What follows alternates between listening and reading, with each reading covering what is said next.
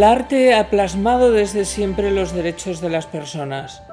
Se celebra ahora el 40 aniversario del Tribunal Constitucional, máximo garante de estos derechos.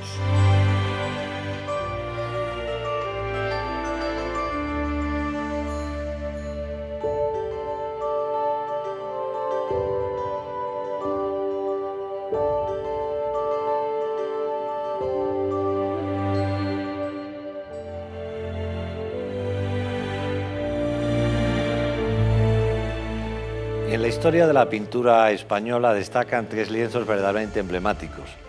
En primer lugar, el cuadro de Francisco de Goya, el fusilamiento del 2 de mayo. En segundo lugar, el juramento de la reina María Cristina de Sorolla. Y finalmente, este lienzo que comentamos, verdaderamente soberbio, como adelantaba, que es el fusilamiento del general Torrijos y sus compañeros en las playas de Málaga. El acontecimiento, que se describe de forma muy pormenorizada, prácticamente el lienzo parece una fotografía del momento, se narran los lúgubres hechos acontecidos en la primera semana del mes de diciembre del año 1831, cuando el general Torrijos, en compañía de una serie de seguidores que se habían exiliado en Inglaterra, vivían en Londres y habían desembarcado desde Gibraltar, llegan a las playas de Málaga, son sin embargo traicionados por el gobernador de la ciudad y son apresados, ajusticiados, y reproduce el momento de la ejecución de algunos años en los tiempos malhadados de Fernando VII tras la vuelta y la disolución de la Constitución española de 1812. Gisbert es uno de los grandes pintores de historia del siglo XIX español, en el que destacan otros dos lienzos emblemáticos y además muy conocidos: la ejecución de los comuneros y la presentación del futuro Fernando IV por la reina María de Molina ante las Cortes. Este cuadro explicita, a mi modo de ver, realidades muy diversas. En primer lugar, creo que representa por encima de cualquier otra consideración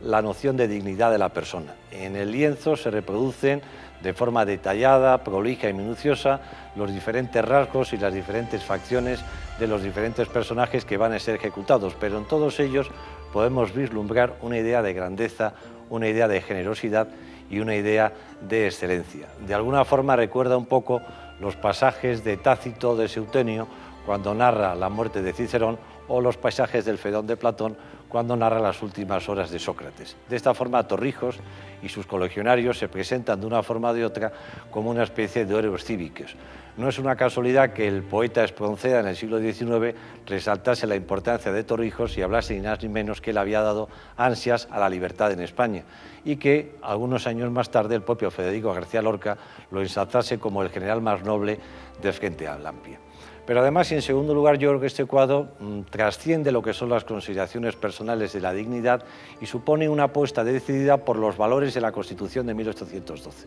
Esa Constitución que Torrijos defendió durante el trienio liberal, esa Constitución que fue derogada, nada más pisar tierra en Valencia, por el malhadado Fernando VII en 1814, y que plasma principios maravillosos: la igualdad de derechos y libertades de todos los ciudadanos, la consideración de la nación, que es la única que defiende la soberanía, y finalmente, y muy relevante también, la obligación de que los estados aprueben leyes sabias, justas y que se apliquen a todos ellos. En resumidas cuentas, un cuadro que parece, como he dicho, una fotografía, que reproduce un instante trágico, pero que no rememora tanto el olor triste de la muerte como quizás el aroma libertario de la moringa.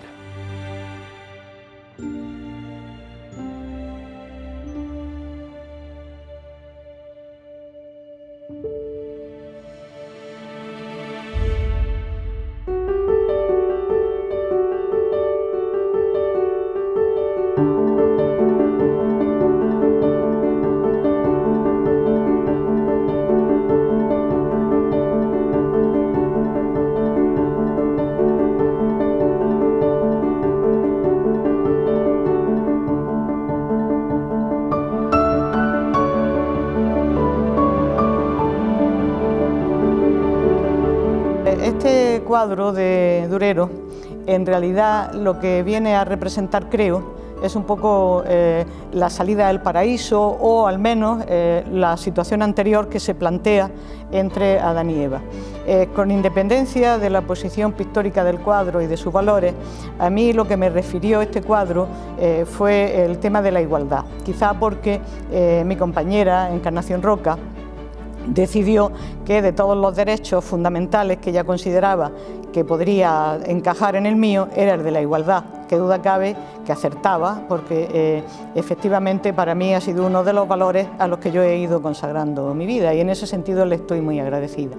Pero más allá de eso, es decir, más allá de ese análisis puramente topográfico que se ve en el cuadro, es muy importante hacer una reflexión con respecto a cómo, de qué forma se ha venido configurando la relación hombre o mujer. No sé si este era el pensamiento o la intención de Durero, pero se puede observar perfectamente en el cuadro que la posición del hombre no es igual que la posición de la mujer, aunque en un principio parecerían los dos cubiertos por una manzana, pero en distinto lugar. Y hay un hecho significativamente diferente, que es la aparición de la serpiente como animal dañino que está tentando a la mujer, y la mujer que se deja tentar por la serpiente, y como consecuencia de esto, finalmente el hombre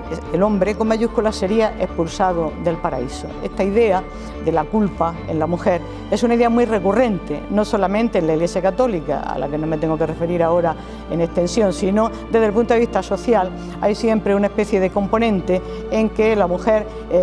hay algo en la mujer a través de la historia que es oscuro, que es desconocido, que no está afiliado y que de alguna manera condiciona también la conducta del hombre. Esta sería la mujer pecadora, la mujer que pecó y que hizo pecar al hombre.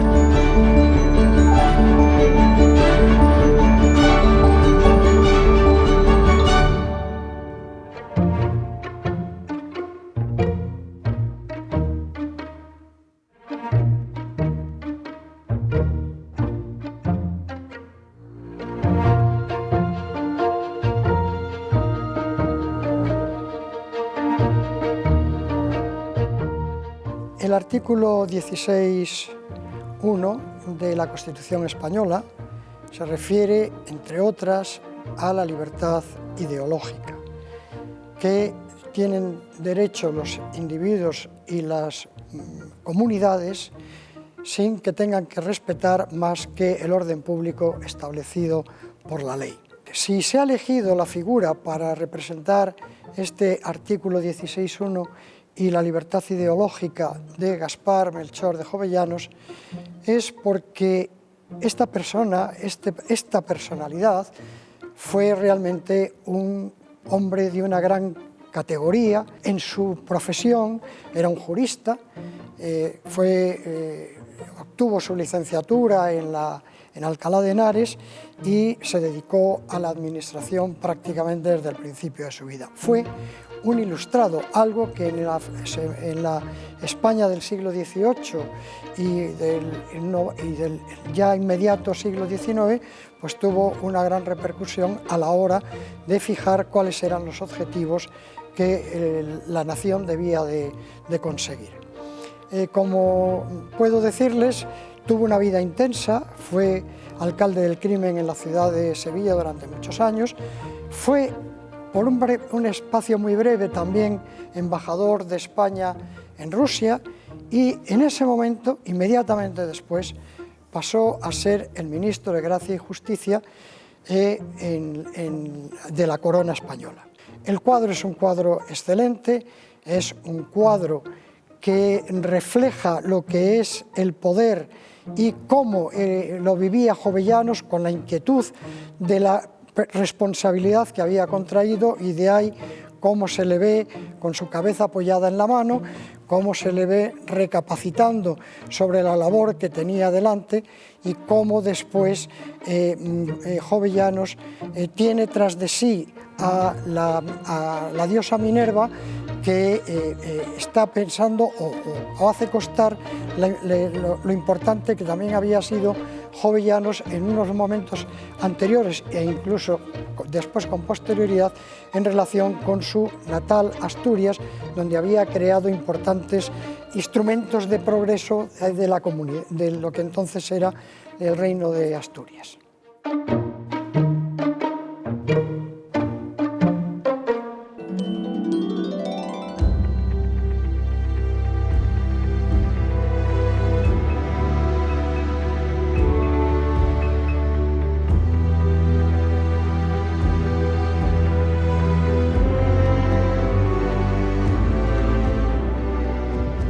Desde Schopenhauer, el arte es uno de los instrumentos de que dispone la humanidad para la gestión de las emociones. Por ejemplo, entre los cuadros que yo he comentado en el libro está el de Susana y los viejos, cuya contemplación pone de manifiesto cómo la protección del derecho a la intimidad se basa también en una serie de emociones por una parte para proteger un ámbito propio, emociones también frente a la vulneración o a la violación del derecho a la intimidad, una emoción de rechazo que es el que contribuye a que pueda implantarse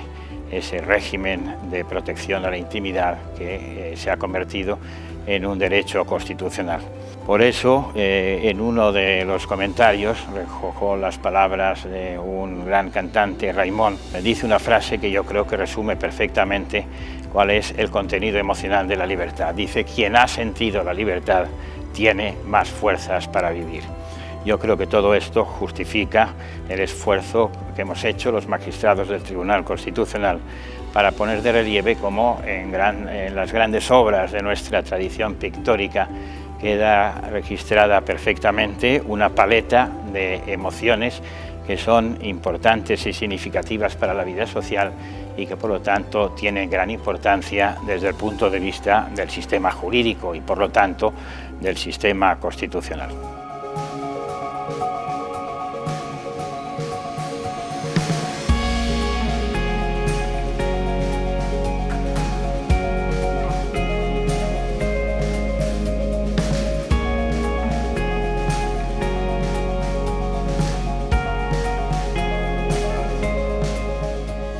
El cuadro que simboliza en este caso el ejercicio del derecho de asociación es un cuadro que es uno de los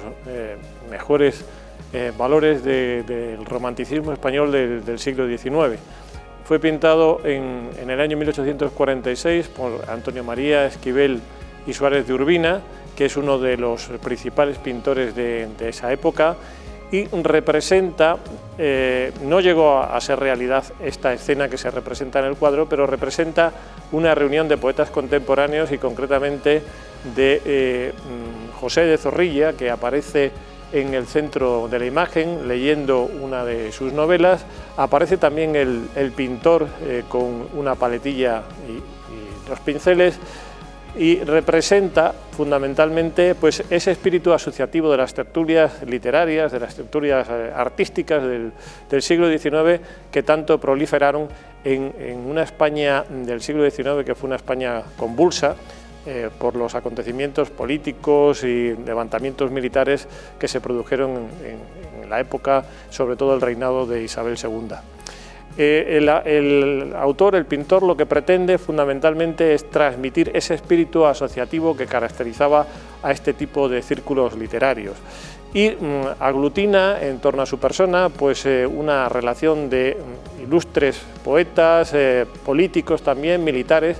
Aparece alguno de los militares también representado con uniforme militar y el cuadro lo que representa sobre todo es ese espíritu liberal del siglo XIX que caracterizó una determinada época en España.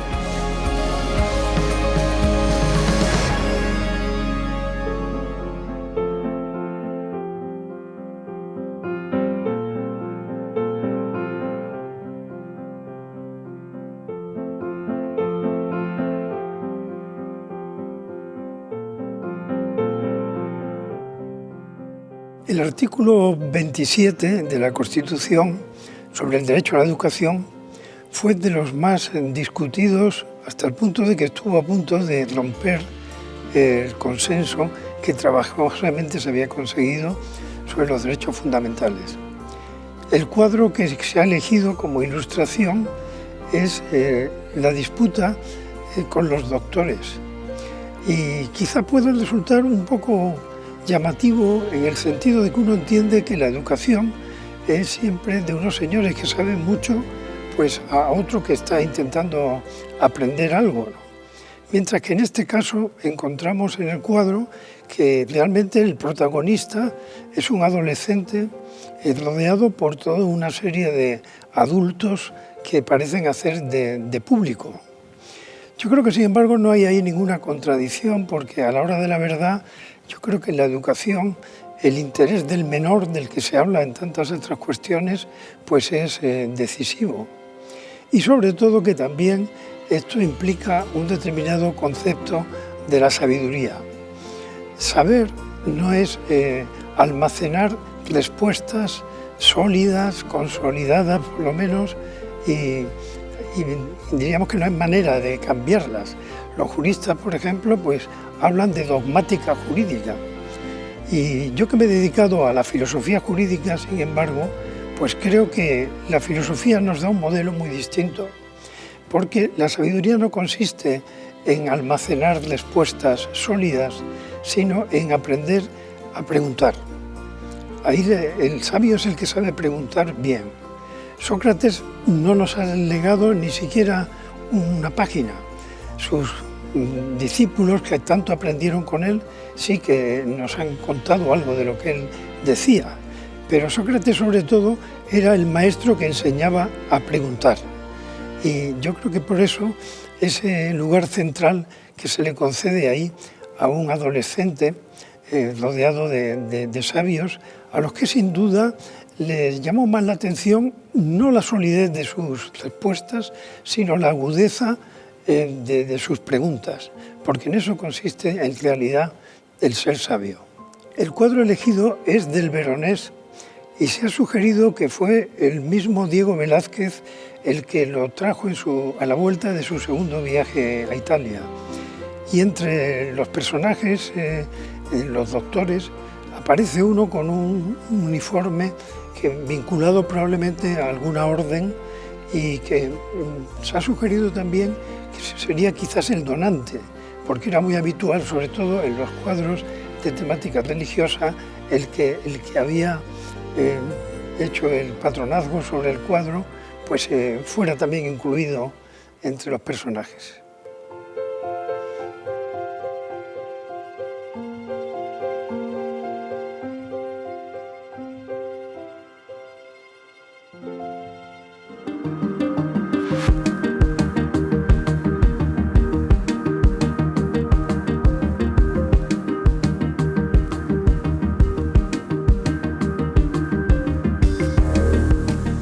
El magnífico retrato de Lorenzo Lotto del matrimonio de Marsilio y su esposa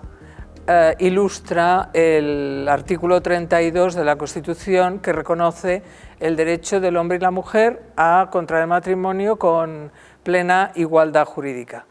Realmente el retrato de Lotto contiene casi todos los elementos que pueden ser reconocibles como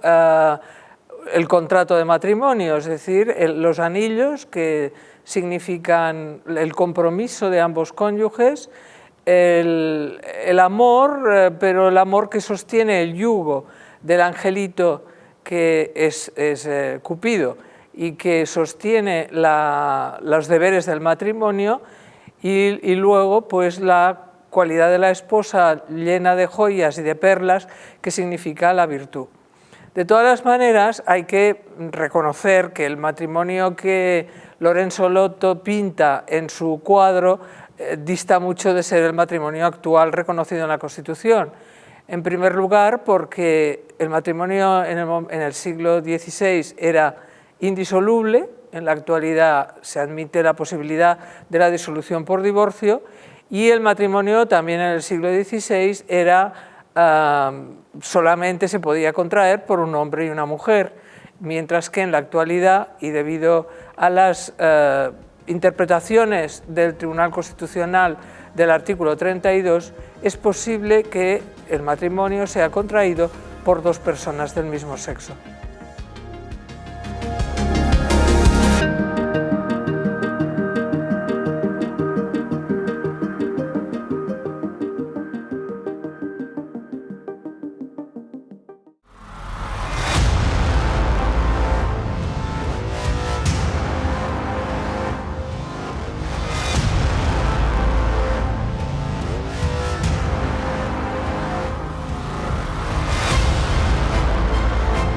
Con este gran cuadro de Velázquez queremos simbolizar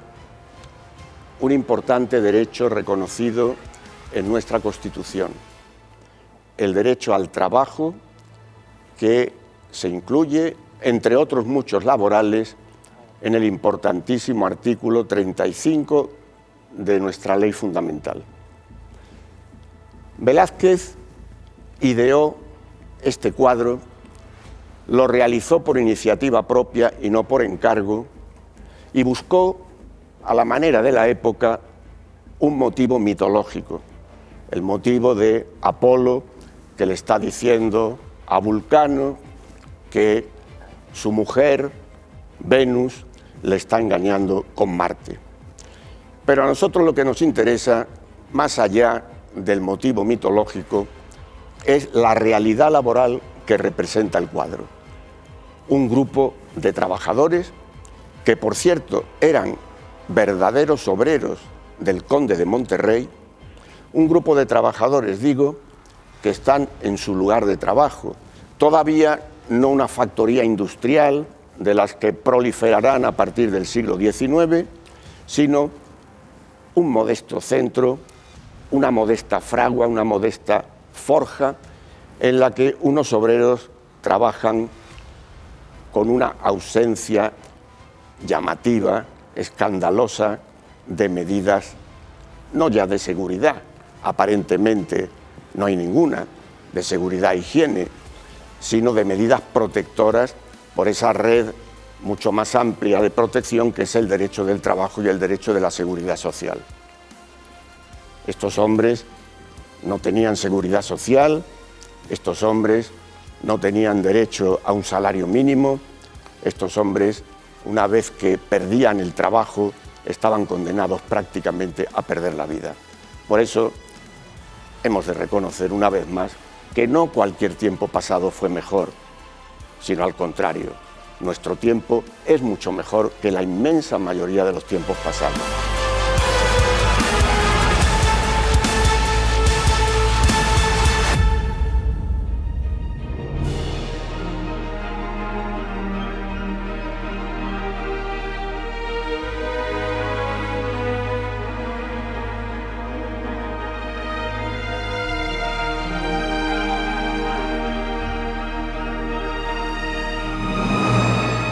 El albañil herido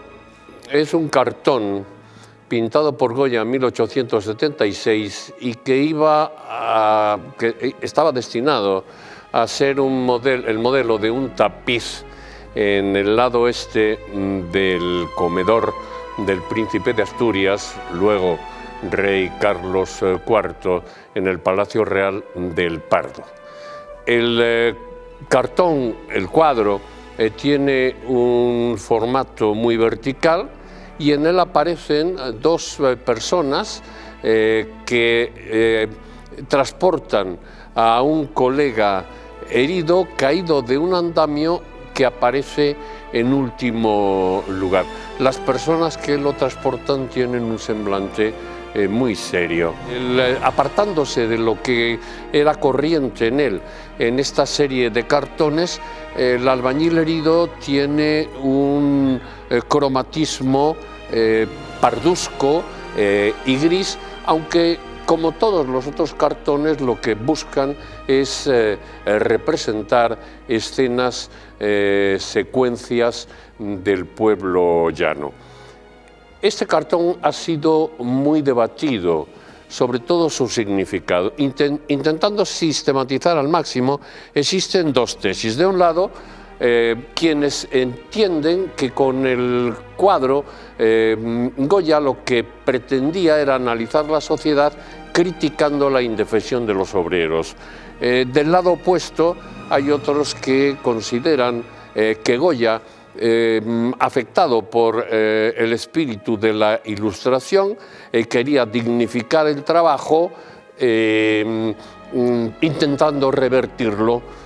hacia el progreso económico. En todo caso, no nos podemos olvidar que 2 años antes de este cuadro, en 1784, el monarca Carlos III había adoptado un edicto a tenor del cual los maestros de obra eran responsables de los daños y perjuicios de los obreros que tuvieran accidente y que además habían de prestarles las ayudas necesarias a ellos y a sus familias. En última instancia, yo creo personalmente que Goya lo que pretendía con este cuadro era alinearse con las medidas tomadas por el monarca y por los ministros ilustrados, dignificando el trabajo y expresándolo, esa dignificación, a través de uno de los accidentes laborales más frecuentes, como el pintado.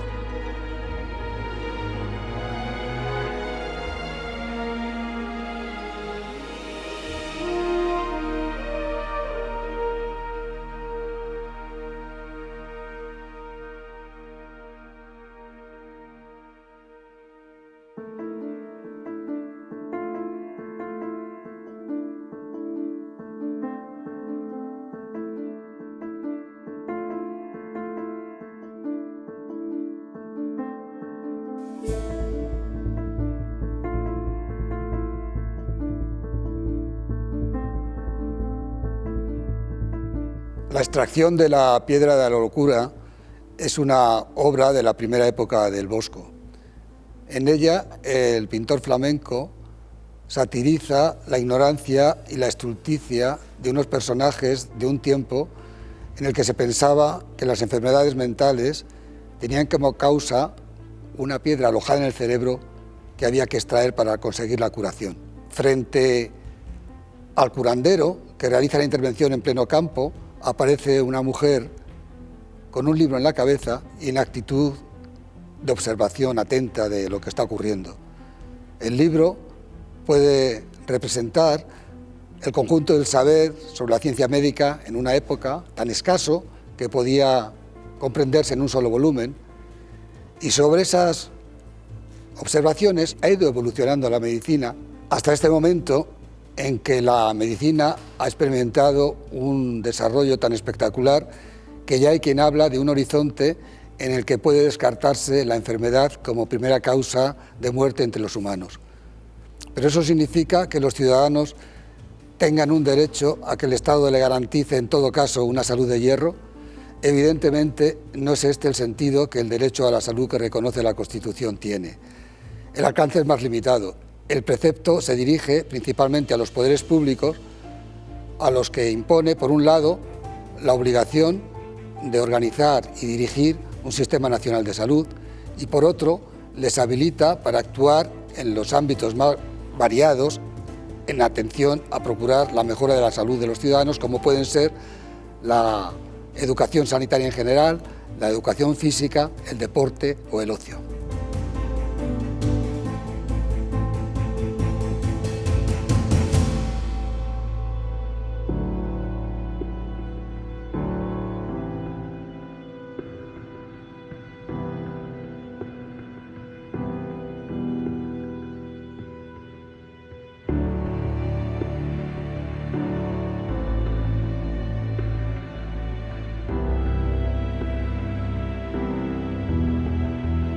Hemos elegido el cuadro del paso de la laguna Estigia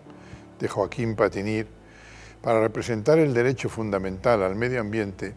porque entendemos que representa la naturaleza y todos los elementos que el medio ambiente debe proteger.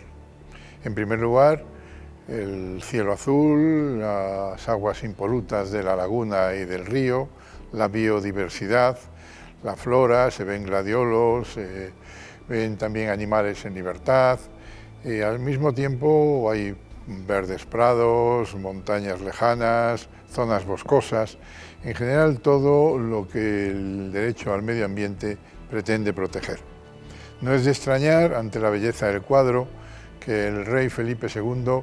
lo quisiese disfrutar diariamente y lo tuviese colgado en su dormitorio del Alcázar, y precisamente era para disfrutar al mismo tiempo de un paisaje extraordinario y para reflexionar sobre la vida después de la muerte, un tema muy propio del humanismo cristiano y muy querido por el rey. Patinir fue un gran paisajista y quizás el primer gran paisajista de la pintura flamenca al principio del siglo XVI, porque nadie ha logrado representar un paisaje de la misma manera hasta aquella época. Lo que representa el cuadro es el paso de la laguna Estigia por Caronte, que en su barca lleva un alma que dirige o bien al paraíso o bien al infierno. El paraíso se indica por un ángel que está señalando el camino y en el infierno se puede ver al fondo el fuego eterno. Quiere hacer pensar al espectador en la necesidad de reflexionar sobre el momento de la muerte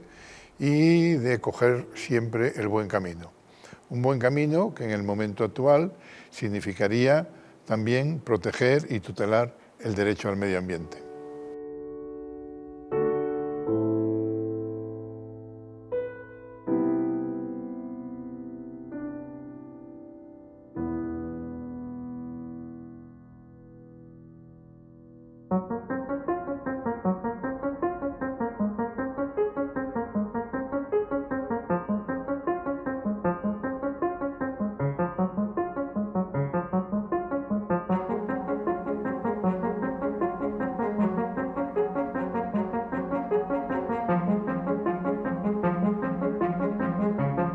Dentro de la obra sobre los derechos constitucionales y un paseo por el Museo del Prado, constituye para mí, como presidente del Tribunal Constitucional, una gran satisfacción poder contribuir al análisis del cuadro de Conrado Giaquinto sobre la justicia y la paz. He de significar que, como decía Muñoz Molina en su estudio sobre el jinete polaco, cualquier análisis que se efectúa del arte y el derecho nos lleva, en el estudio pictórico de cada obra, a determinar su contexto y su referencia. La obra de Conrado Giaquinto ha sido una obra de especial trascendencia en el rococó italiano del siglo XVIII. En el ámbito español fue director de la Academia de San Fernando. También fue director de la Fábrica de Tapices. Inmortalizó obras espléndidas y restauró salas tan importantes como la de El Comedor Real en el Palacio de Aranjuez. La obra que vamos a señalar sucintamente pone de manifiesto dos perspectivas fundamentales: la justicia y la paz. Y todo eso se hermana en conexión con el comentario breve del artículo 117 de nuestra Constitución. La justicia se personifica por una dama dotada de corona, dotada de cetro. No es la imagen clásica de la justicia en que en ocasiones se reproduce con una venda en los ojos por aquello del mantenimiento de una situación de no diferenciación, la justicia es igual para todos,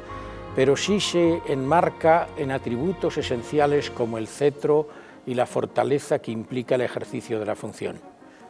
La paz aparece en la parte derecha del cuadro y se complementa con un ramo de olivo y con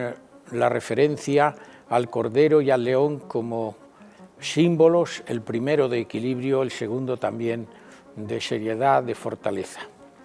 Esta obra, en definitiva, pone de manifiesto dos aspectos sustanciales que configuran el objetivo de la actividad judicial: cuál es la resolución de los conflictos sociales, conflictos individuales y la búsqueda de la paz social. Por eso quiero tener en esta reflexión un momento de especial recuerdo para quienes personifican la función judicial en nuestro sistema constitucional. El artículo 117 de una parte define el estatuto jurídico del juez, su responsabilidad, su imparcialidad, el sometimiento a la ley y al derecho. Son cualidades inherentes a la función judicial. La cláusula del artículo 117.3, cuando nos dice que los jueces han de juzgar y ejecutar lo juzgado, centra el criterio esencial de la actividad judicial. Y finalmente el principio de unidad jurisdiccional, eliminando las jurisdicciones especiales, constituye la base y fundamento de un poder esencial del Estado. Por eso, en mi doble condición de magistrado ejerciente de la función judicial durante muchos años y en la actualidad como magistrado constitucional y presidente, pongo de relieve la trascendencia e importancia de la labor judicial, hermanado en ese doble concepto, justicia y paz, que el pintor supo plasmar con brillantez, con exquisitez y con suficiente decoro en ese cuadro que ha quedado plasmado para informar a las generaciones futuras.